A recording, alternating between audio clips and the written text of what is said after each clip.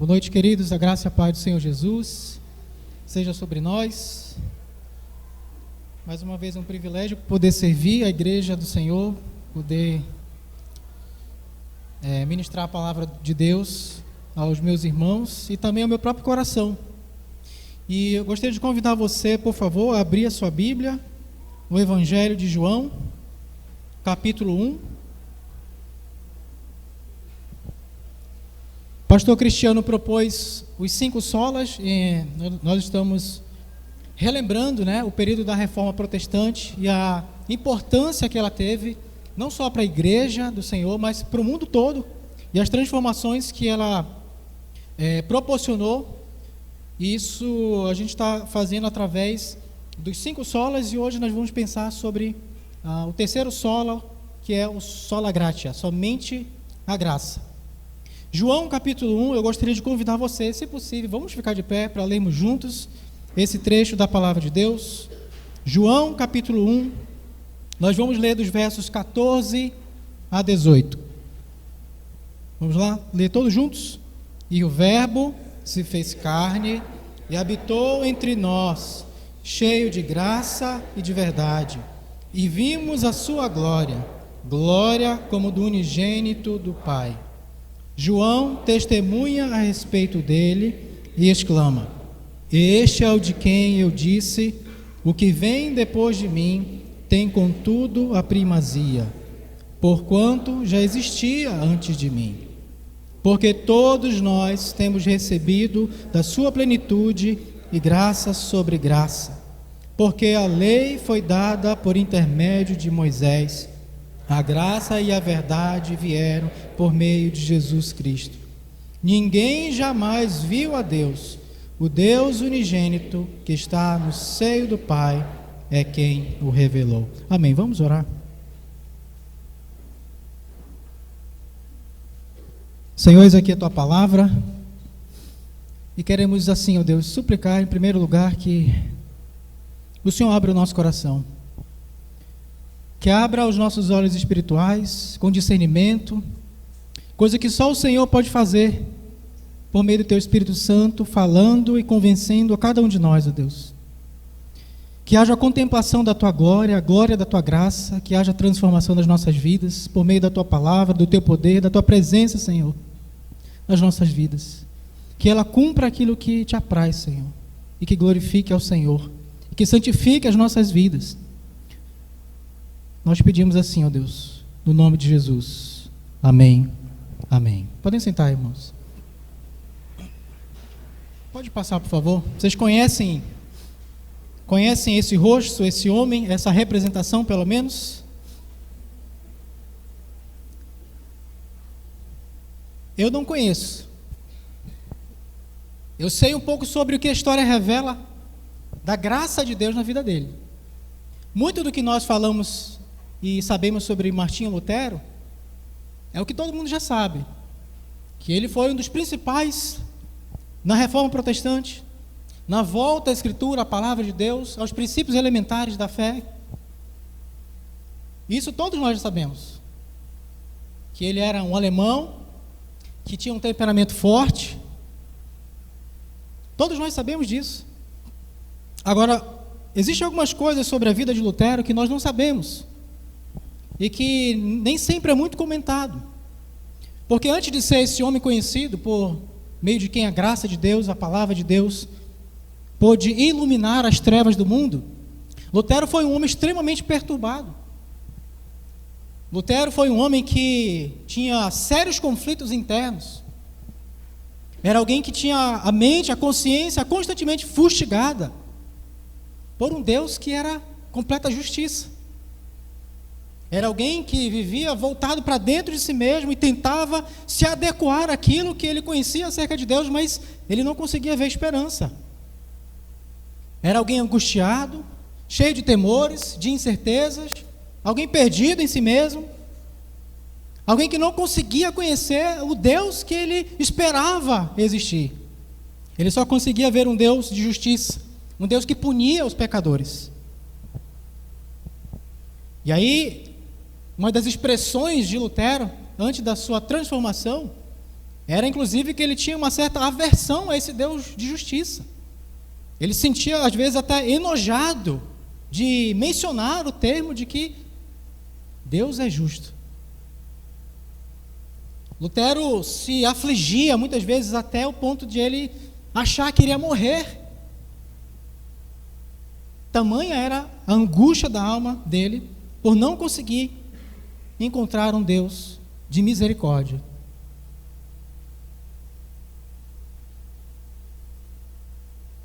Agora, irmãos, existe algo que às vezes é muito comum a gente ver, ainda no meio cristão, pessoas que têm a sua consciência, a sua mente, o seu coração, a sua alma, a sua vida ainda extremamente fustigadas, castigadas, acossadas por essa percepção da sua total incapacidade, inadequação, da sua pecaminosidade. Existe no meio cristão pessoas adoecidas, porque a sua mente, a sua consciência só conhecem a justiça de Deus, um Deus que pune de fato o pecado, assim como Lutero. A gente vê ainda nos nossos dias muitas pessoas que não conheceram ainda o Deus da graça, que afinal de contas é o mesmo Deus, o Deus de justiça, o Deus de santidade, é o mesmo Deus da graça, da misericórdia, da salvação, do poder libertador, o mesmo Deus. Mas constantemente a gente vê pessoas que vivem uma vida apequenada,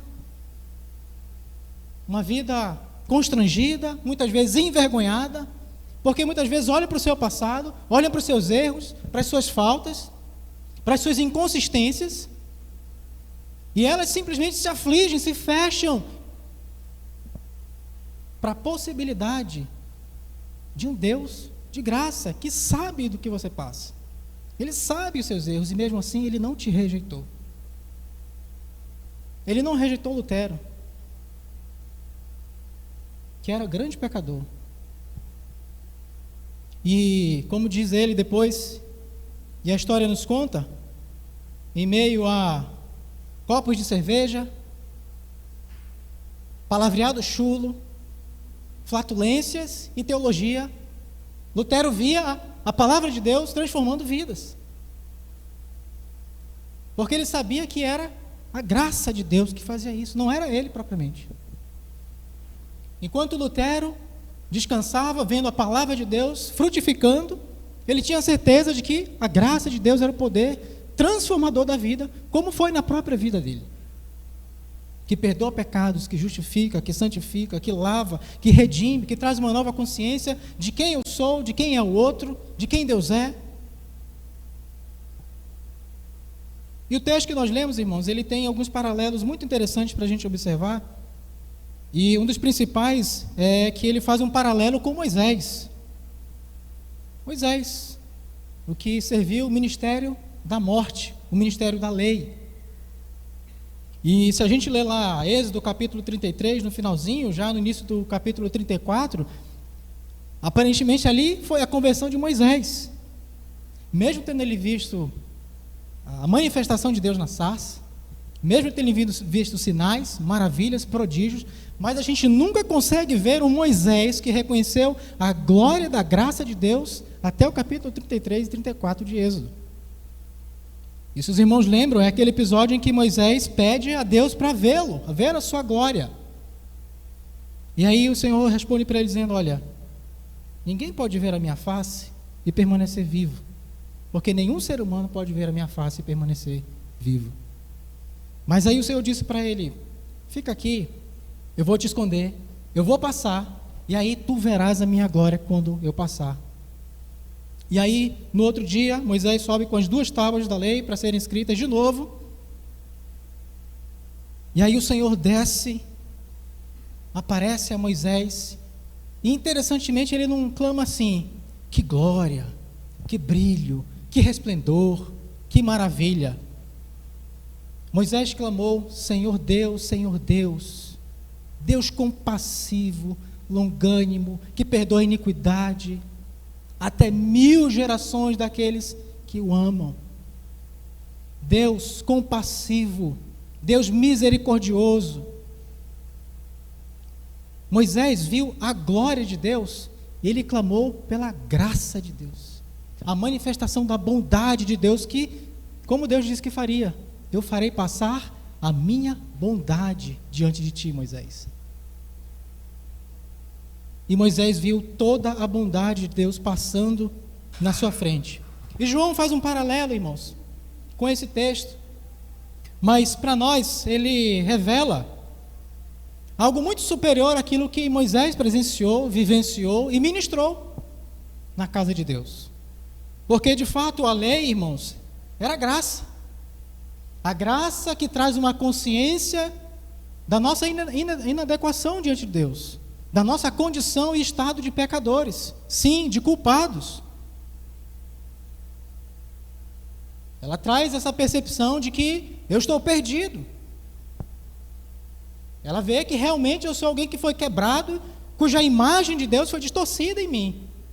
E por isso ela me quebranta, ela me esmaga, ela me convence. E esse foi o ministério de Moisés, como disse Paulo, né? O ministério que encerrou todos debaixo do pecado. Mas isso é graça. Porque sem essa consciência, que possibilidade havia de nós entendermos a nossa necessidade de salvação? Sem a consciência de nós mesmos, da nossa condição diante de Deus, como nós poderíamos então esperar que viesse, como Lutero esperava, um Deus de misericórdia, de graça, de perdão? E aí João faz esse paralelo dizendo que agora, não mais em tábuas de pedra, não mais num tabernáculo feito com peles de animais, com madeira, mas que essa glória da graça de Deus se fez presente em carne, em sangue, em unha, em cabelo, em ossos, se fez homem, e essa graça encarnada, essa glória de Deus encarnada, habitou entre nós, e nós vimos, não como Moisés, cuja glória do ministério desvanecia, diminuía, mas João diz que viu a glória como a glória do único Filho de Deus. Ele viu aquela glória da graça que Moisés pôde perceber quando Deus passou a sua bondade diante dos seus olhos. João nos fala que esse Deus que manifestou tanto a Moisés, se manifestou aos seus pequenos, aos discípulos, e a nós, a cada um de nós.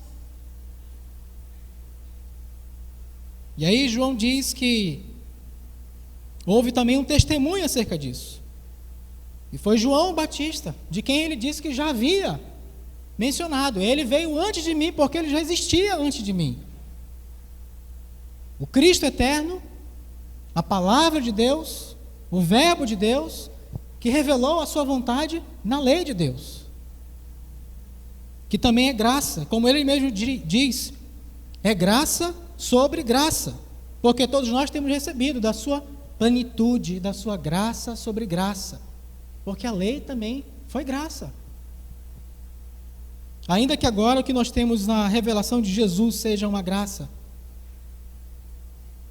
muito maior, uma graça que não diminui, pelo contrário, uma graça que só aumenta, que só cresce, uma graça que transforma,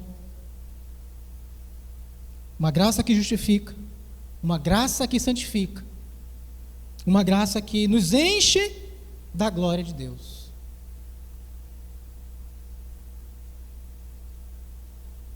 Em seguida a gente vai ver que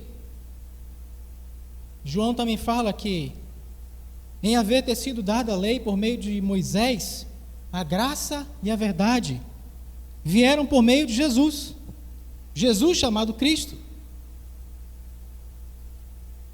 revelando para nós que essa graça que não somente se encarnou, e que agora não se trata apenas de uma lei, seja ela em pedra, seja ela em papel, essa graça e essa lei que foi encarnada em Cristo Jesus agora se manifestou a cada um de nós como um exemplo a ser seguido. Uma graça, uma verdade a ser crida, a ser recebida, a ser acolhida no nosso coração.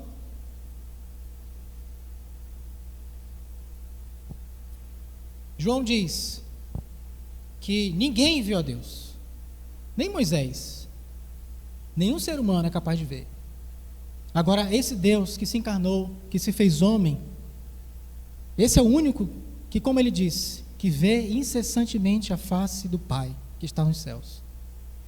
E esse Jesus que veio até nós, o Cristo, o Deus da glória, da sua graça, a gloriosa graça de Deus, irmãos, graça que muitas vezes todos nós, muitas vezes não conseguimos perceber.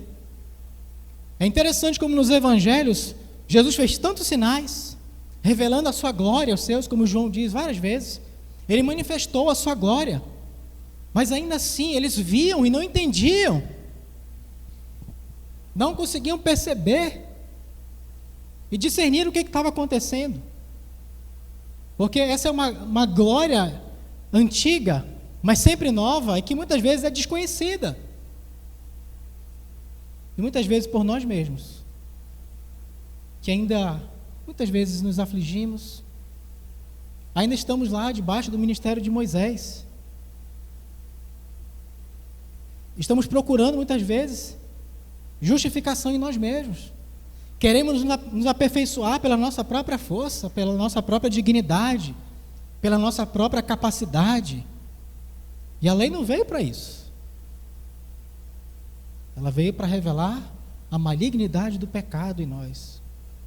E ela serviu de aio, de condutor, para nos educar, para que no mínimo a gente se tornasse, no mínimo, gente boa, e não gente perversa. Mas em Cristo, nós temos uma direção superior, maior, de graça, de verdade, de luz, de glória, de entendimento. Agora a gente pode discernir quem eu sou. Sim, eu sou um pecador, eu sou indigno, mas a graça de Deus é maior. Eu sei que o meu irmão, o outro próximo, ele também é como eu, muitas vezes com inconsistências e às vezes até esquisitices também, como eu, mas a graça de Deus também é maior na vida dele. Nós não conseguimos enxergar essa mesma glória que João disse, que muitos, mesmo vendo os sinais, não conseguiam ver o Deus da glória manifesto em carne, em Jesus. Porque muitas vezes nós nos tornamos tardios demais em perceber que não tem a ver com grandes sinais, não tem a ver com coisas extraordinárias acontecendo lá de fora, não tem a ver com grandes feitos, tem a ver com aquilo que acontece aqui dentro de mim, no meu encontro com Deus, aqui dentro. Porque é isso que Jesus fez, irmãos. Quando Ele se fez homem, se fez carne, Ele não somente se apresentou como um ser humano, cheio da plenitude de Deus, mas Ele tornou isso também possível pela própria habitação de Deus em cada um de nós. Porque Ele fez habitar em nós a sua glória. Ele nos deu a sua graça, e essa graça manifesta a glória de Deus em nós, no nosso coração. Por isso Jesus disse que o menor no reino dos céus é maior do que João Batista, porque nós temos um ministério maior. Porque onde abundou o pecado, como disse Paulo, superabundou a graça. A graça, irmãos. Essa graça gloriosa, essa graça manifesta, foi entregue a cada um de nós. E ela nunca acontece do lado de fora, ela acontece do lado de dentro. Conquanto todos tenham pecado e estejam destituídos da glória de Deus, o que Deus fez em Cristo foi a esperança da glória, Cristo em nós. Esse Deus, a Ele aprove habitar em cada um de nós, não em tendas, não em templos, mas em cada um de nós. E nós fomos destinados para a glória, por causa dessa graça. Todos nós, que temos recebido dessa graça, recebido a Cristo, acolhido esse amor de Deus, todos nós fomos destinados à glória eterna, à vida eterna. Porque, disse o Senhor Jesus em oração, a vida eterna é esta, que te conheçam a ti, o único Deus verdadeiro, e a Jesus Cristo, a quem enviaste. Ele fez habitar em nós, irmãos, a glória de Deus. Você consegue compreender o que é isso? Você consegue ver a dimensão daquilo que Deus fez em Cristo por nós? Por cada um de nós. Não é por nossa dignidade, mas é por causa da graça. É o favor de Deus. É verdade, é um favor imerecido, mas é também um favor voluntário. Porque não havia nada que forçasse a Deus. Ele voluntariamente estendeu a nós a sua graça. E manifestou a sua graça e a sua glória na pessoa do Senhor Jesus. Aquele que manifesta o conhecimento de Deus na nossa vida, na nossa alma, no nosso coração. A gente pensa também muitas vezes que graça pode ser apenas uma doutrina. Mas eu queria considerar, irmãos, apenas algumas das implicações dessa graça de Deus. Há inúmeras. Eu seria completamente ridículo se eu quisesse tentar esgotar as possibilidades aqui. Porque são muitas, são abundantes, são variadas. Como diz Pedro, a multiforme graça de Deus tem muitas formas, e como diz João também, é graça atrás de graça, é a plenitude de Deus sendo enviada a cada um de nós. A primeira consideração e implicação que eu queria trazer, irmãos, hoje a gente vai percorrer alguns textos.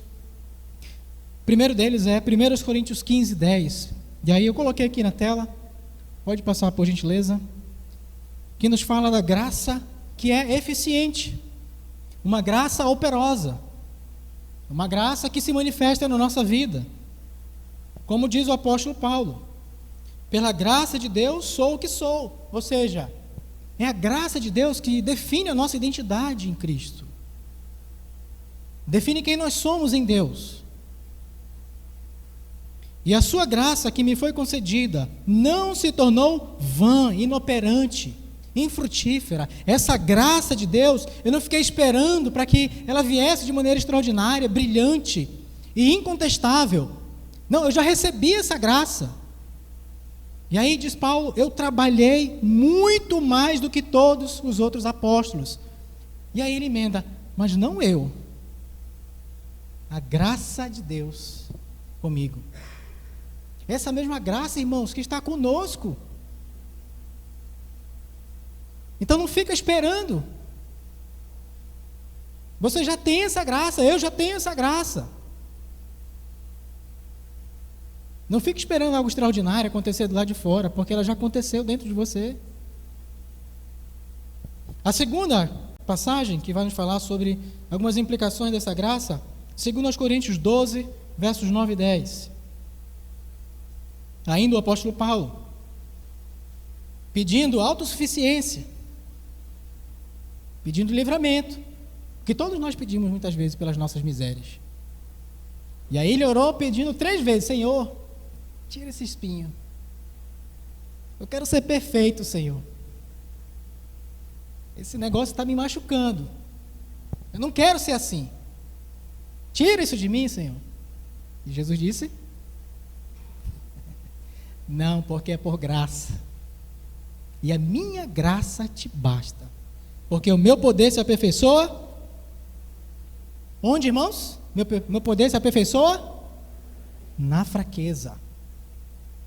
E aí, compreendendo isso, Paulo diz, agora então, sabendo que é na minha fraqueza que opera o poder de Cristo, que Deus manifesta a sua glória e a sua graça através de mim, muito mais me gloriarei nas minhas fraquezas, nas minhas aflições, nas minhas angústias, não para a morte, mas para a vida, para que em mim se manifeste a vida de Cristo, para que em você a vida de Jesus se manifeste. Terceira implicação, irmãos, Paulo ainda, Efésios capítulo 2, verso 8, verso que todos nós conhecemos. Vamos ler juntos? Por quê?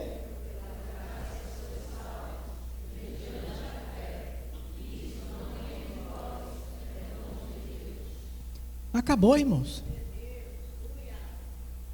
Porque a lei dizia o seguinte: faça isso e você viverá. E ninguém conseguia fazer, a não ser Jesus. Mas a graça diz o seguinte: creia e já está tudo feito. Já está tudo consumado. Receba pela fé. Aproprie-se pela fé dessa graça salvadora. Graça salvadora.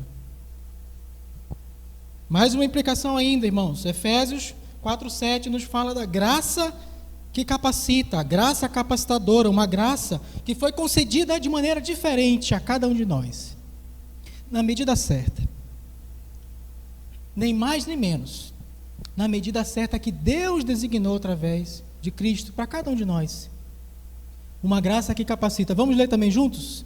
E a graça foi concedida a cada um de nós, segundo a proporção do dom de Cristo. Então, irmãos, para de olhar para fora, de achar que fulano é mais sábio, mais inteligente, mais teólogo, mais rico, mais abençoado. Olha para a graça que foi derramada na sua vida. Busca conhecer a graça que foi derramada para você, que Deus, de maneira pessoal, íntima e detalhada, concedeu a você.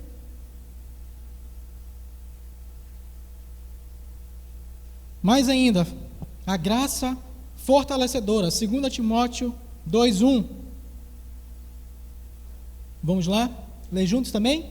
Tu, pois, filho meu, fortifica-te na graça que está em Cristo Jesus. Como é que se fortifica na graça? Se é um favor, se é algo que a gente não faz, como é que ela fortalece a gente?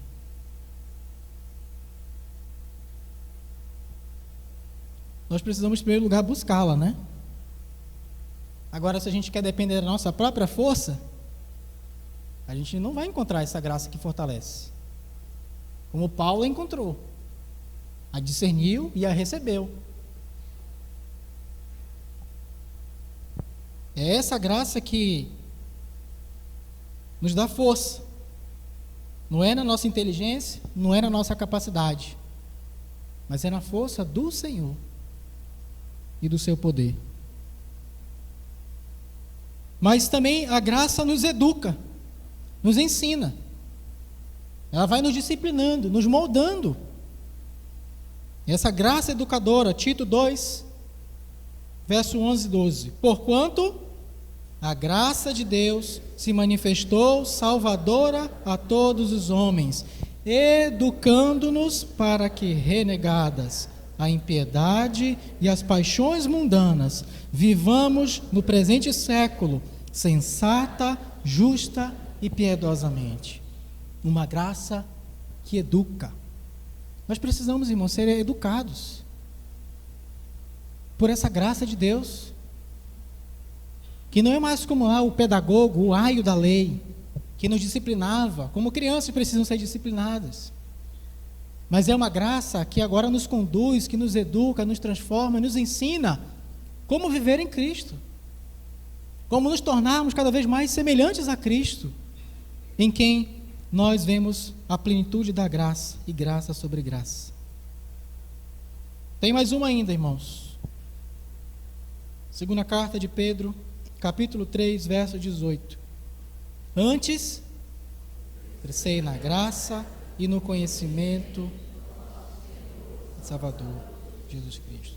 Então há um crescimento na graça destinado para nós. Não existe cristão que esteja vivendo o propósito e a vontade de Deus estagnado, parado, se tornando cada vez mais nanico. Porque se essa graça não flui através da nossa vida, a gente vai ficando infrutífero, irmãos. E às vezes a gente não entende por que da nossa fraqueza espiritual. Por que às vezes a nossa casa está tão fora de ordem? Porque nós precisamos crescer nessa graça. Crescer na graça. Deixar que ela abunde na nossa vida. Que ela encha a nossa vida. Que ela desvende os nossos olhos. E aí o que nós vemos da história daquele homem atormentado, aflito, angustiado, perdido, como era Lutero, o que nós conhecemos da história é um homem por meio de quem a graça de Deus mudou a história. Embora eu creio que ele não buscasse nada disso, mas a graça de Deus nos leva aonde ela quer. Não somos nós que determinamos. Mais de 500 anos depois, nós estamos aqui falando sobre aquilo que a graça de Deus na vida de Lutero alcançou. E aí, irmãos, que a gente pode pensar, pode passar, por favor, é que ainda vem mais. Passado é importante, mas nós não vivemos à luz de uma graça antiga, senão de uma graça atual, viva, agora, presente. Charles Spurgeon contou certa vez a história, eu vou encerrar aqui, irmãos. Contou a história de um homem rico, bem abastado, que decidiu fazer uma oferta, uma generosidade para um outro homem muito pobre, que ele conhecia. E aí, para isso, ele chamou um servo e disse: olha, pega esse dinheiro e leva para aquele homem, entrega para ele, faz com que chegue nele. E eram 100 libras, o que naquela época, no século XVIII, XIX, era algo muito valioso. 100 libras era uma quantia considerável. E aí aquele servo pegou aquele valor e disse consigo mesmo: eu acho que é demais, é muito para ele, se eu entregar ele vai acabar tudo de uma vez. E aí o que ele fez? Ele decidiu pegar um envelope, uma carta, pegou 5 libras, colocou dentro daquela carta, e ele escreveu apenas a seguinte frase: e ainda vem mais. E aí aquele homem recebeu aquela carta. Isso não era algo tão comum naquela época, ainda mais para um homem pobre como ele. E aí ele abre aquele envelope e vê que havia um dinheiro ali dentro, 5 libras, e somente a frase: e ainda vem mais. E aí alguns dias depois chega uma nova carta. E aí aquele homem de novo, já com um sorriso meio que de lado, pega aquela carta e de novo abre, mais 5 libras, e somente a frase: ainda vem mais. E o terceiro envelope chegou. E aí já era de se estranhar, porque isso não era muito comum na época. Ainda mais receber tantas cartas assim, uma após a outra, vez após vez. E aí o homem já cheio daquela alegria, felicidade, sabendo que ele encontraria novamente 5 libras e somente a frase: mas ainda vem mais. Isso se repetiu no total de 20 vezes. E cada vez aquele homem recebia aquela carta, aquela frase e aquelas 5 libras. E ainda vem mais. E ainda vem mais. E é dessa forma, irmãos, que Deus enviou a graça dele a cada um de nós. Ele nos convenceu dos nossos pecados. Mas ele disse: não é tudo, porque ainda vem mais. Eu perdoo os teus pecados. Eu derramo o sangue do meu filho para perdoar os teus pecados. Mas ainda vem mais. Eu te concedo a justiça de Cristo, meu filho. Justiça que você não tem, mas eu te dou a justiça do meu filho. E ele ainda disse: ainda vem mais. Ele nos incluiu, nos abraçou na família de Deus. Meus irmãos, aonde quer que vamos, temos a comunhão, crescemos, aprendemos, choramos, rimos juntos. Mas, apesar disso ser tão bom, Deus disse: ainda vem mais. até o seu último suspiro, eu estarei com você. A minha graça vai estar com você. Mas ainda vem mais. Eu vou te conduzir e vou te introduzir na glória eterna. E quando você adentrar o mundo dos espíritos, ainda virá mais.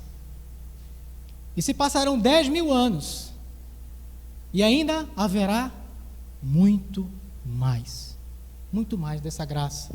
Irmãos, uma graça que não tem fim, uma graça que não se esgota, que não diminui, que foi destinada a cada um de nós.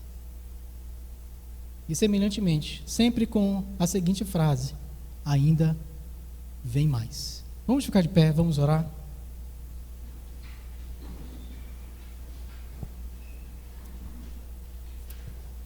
Senhor Deus, é com temor e tremor diante de Ti, ó Deus, diante da glória da Tua graça, Deus,